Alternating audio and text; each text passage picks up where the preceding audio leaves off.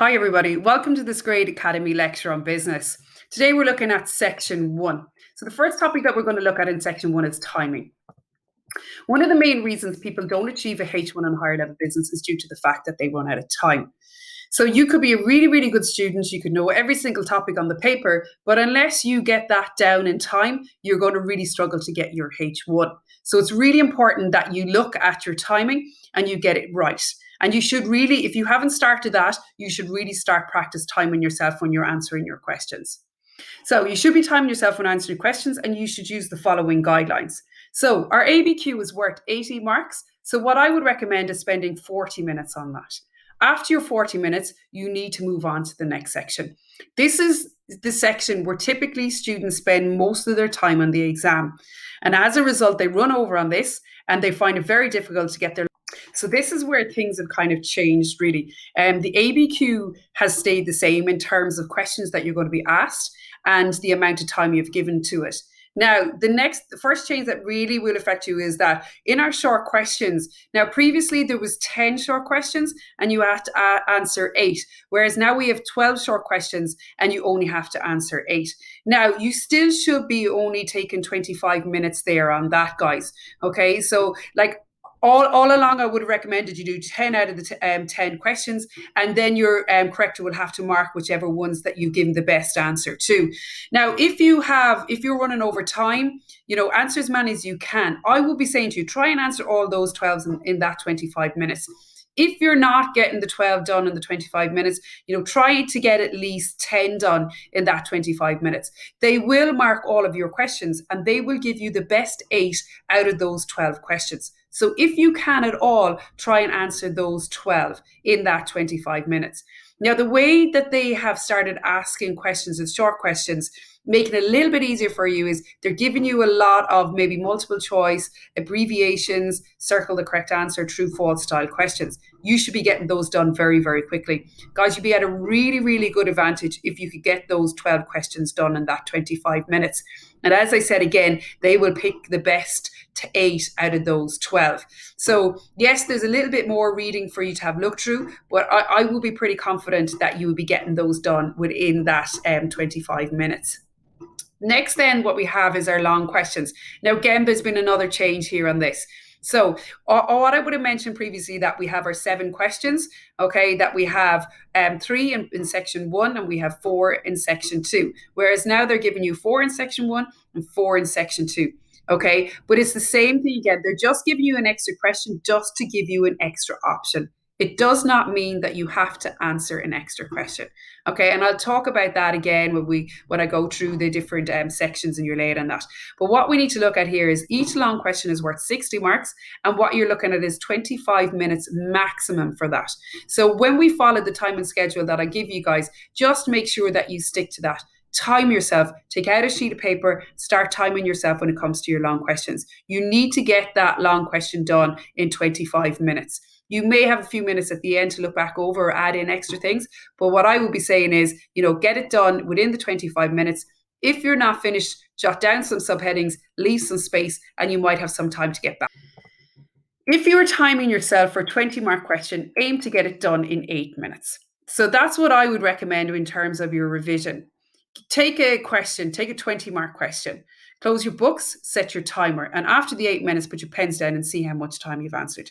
You'll be surprised how quickly you will get into the routine of it and how easy you will find getting it done in the 8 minutes. But that does take some practice, and you really need to start doing that now.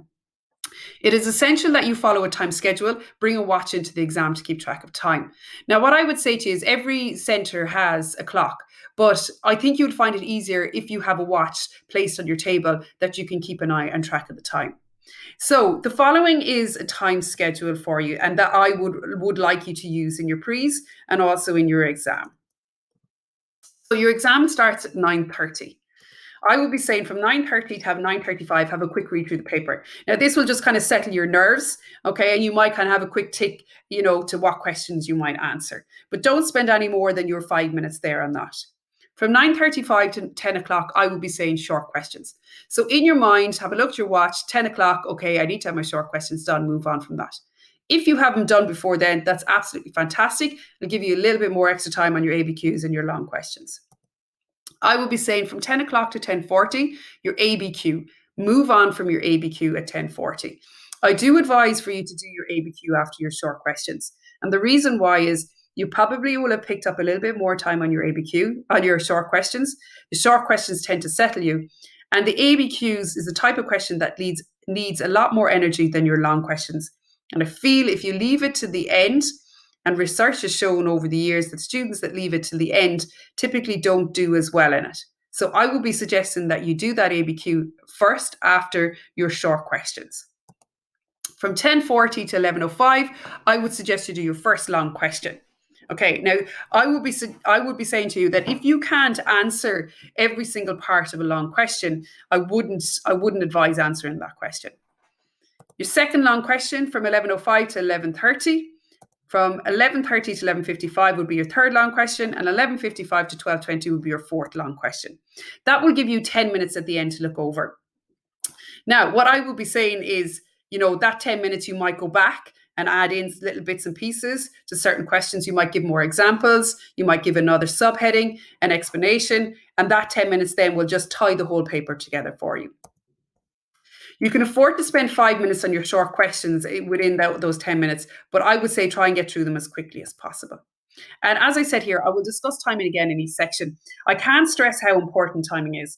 And I will be looking at it every topic that we do. I will be telling you how much time you need to spend on each section. So while I've gone through it in detail here, I will be talking about it in every section that we look at again. The next section we're going to look at then is layout. So what I say here is proper layout is paramount. It's so important that you get this right. All answers should use a subheading explanation layout.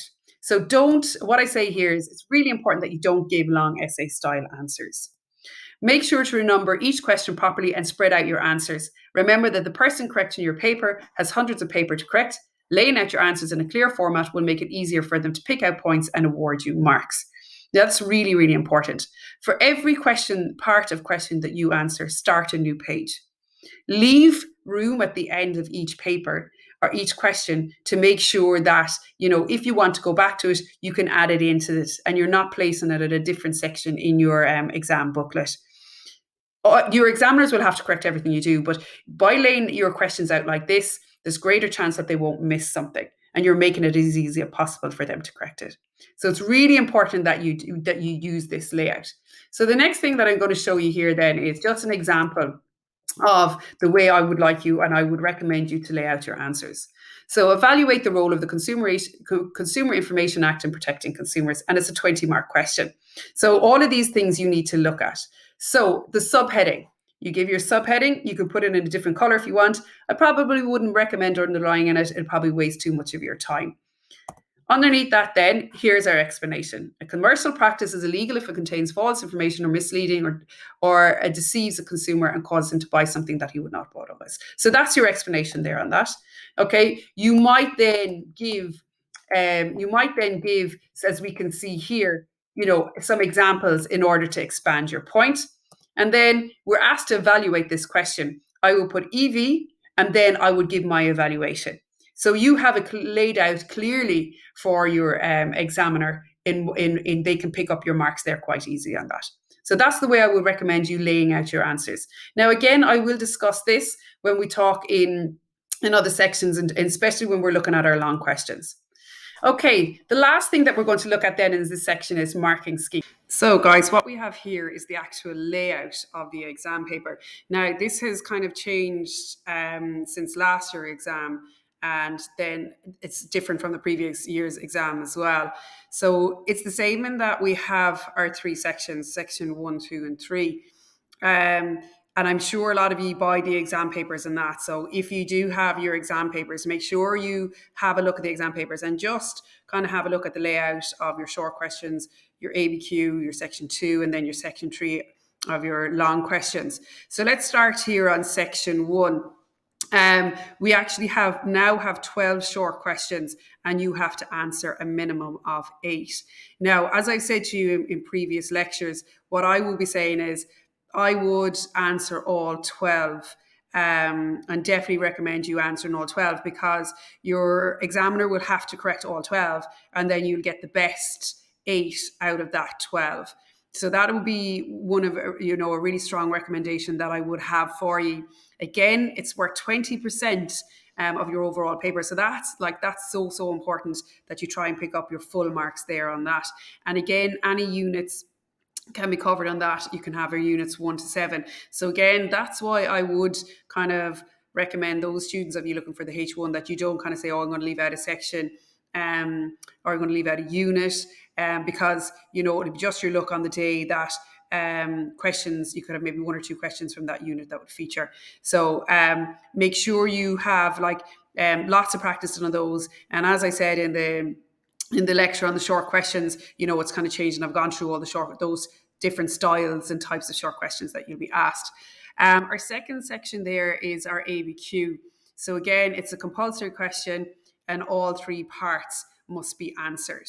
Okay, it's same as your short questions, in that it's an 80-mark question, and it's worth 20% of the overall. Now, this year it is going to be based on units 4, 5, and 6. So you really, really have to make sure that you know those units inside out, because it's not like you can decide, oh, I'll do a certain part of it. It's compulsory, and you have to answer all 3 parts of that question. Now, they haven't made any changes to the paper for you this year. However, they said they will be kind of mindful of the length of the word count. So we're hoping that maybe the case study won't be as long for you to read. Part 3 then, again, there's a difference here, and there's been a change here. So this is really important, this section. This is, I suppose, the major part, and the major change would be in this section here. So again, we have part 1 and part 2, and that's why I would really want you, even if you don't have the exam papers, just to get, print off an exam paper off online and have a look through it, because we have 2 sections. We have part 1 and part 2. Now, here's where we have the change. We have 4 questions in part 1 and 4 questions in part 2. Previously, we would have only had 3 questions here, but now we have 4 questions here and 4 questions in part 2. And this is where it is different again for you. So pay special attention to this one, guys. So you must answer 4 questions in total. So again, that's been a change. Last year, they only had to answer 3. You now this year are back to the same, in that you have to answer 4, but they have given us 1 extra question here on this. So you must answer 4 questions in total, a minimum from part 1 and a minimum of 1 from part 2. So 1 from part 1 and 1 from part 2. Then you can pick your last 2 questions from any 2 parts. And that's where the changes come in, guys. Okay. So make sure that once you've 1 done from part 1, 1 from part 2, then you can do your last 2 questions from either part 1 or part 2. Okay. So some of you previously, you had to do 2 from part 2, whereas now you can do your last 2 questions from either 2 sections. So again, what we have here is 240 marks, and it's worth our 60% of our overall. Okay. Part 1 is based on units 1, 6, and 7. And part 2 is based on units 3, 4, and 5. Now, this extra question that they've added in to part 1 over here to give you 4 questions. We were never given any kind of specific guidelines on that. So what, as teachers, we assumed was that it was based on units 1, 6, and 7. Now, last year was the first year that it came up, and it was mostly based on units 1. But I will be saying to you that question 4 can take parts of questions from 1, 6, and 7. That would be your extra question 4 on that. Okay. And then our part 2 is the same as what it always is. It will be on units 2, 3, 4, and 5. Okay, so I will go through the long questions in greater detail with you on the long questions lecture, but for the moment, that's all you need to know there on that. So I just said I'd put up our next slide here, and this is the information that we were given by the department. Okay, so see if I can move myself up here for you. So this is our adjustments for 2022. Now, I'm assuming a lot of you would have seen this, or your teachers would have shown it to you, just to kind of give you an idea. But I said I'd go through. So we have here short questions, answer 8 from 10. They're saying now we answer 8 from 12. Okay, ABQ again, no adjustment, however, in light of choice introduced within the examination, will be cognizant of the word count of the ABQs. Again, they'll just be a little bit mindful of it, and hopefully it won't be as long as other years. And then what we have a look here on our section 3, long questions, 4 questions to be answered. Okay, and what we see here is part 1 and part 2, increased choice with 4 questions in each. Okay, and answers must answer 1 question from part 1 and 1 question from part 2, and then again any other 2 questions. Okay. So in order to answer a question properly, you need to understand the marking scheme, and here are some tips. For each question, circle what you're being asked to do. So are you being asked to explain, discuss, illustrate, or evaluate? This will determine how the question will be marked and also ensure that you're answering the question properly. So if you can remember, we looked at a sample layout there, and we looked at evaluate the role of the Consumer Information Act. So you give your subheading, you give your explanation, and then if you're asked to evaluate, you put EV and you evaluate that. So again, depending on how many marks are go for that question, you will be able to determine how many points you need to give. Now, marking schemes will change from year to year. It's quite frustrating for teachers and for students because I cannot tell you, or your teacher cannot tell you, how much marks or points you need to give for certain questions, or how it will definitely be marked, because it will change from year to year. So the general rule of thumb is a 20-mark question, I will be saying 4 points. 2 plus 3, 2 for your heading or 3 for your explanation. That way then, if they look for 3 points, you'll be covered. But I will be saying for a 20-mark question, I will be given 4 points on that.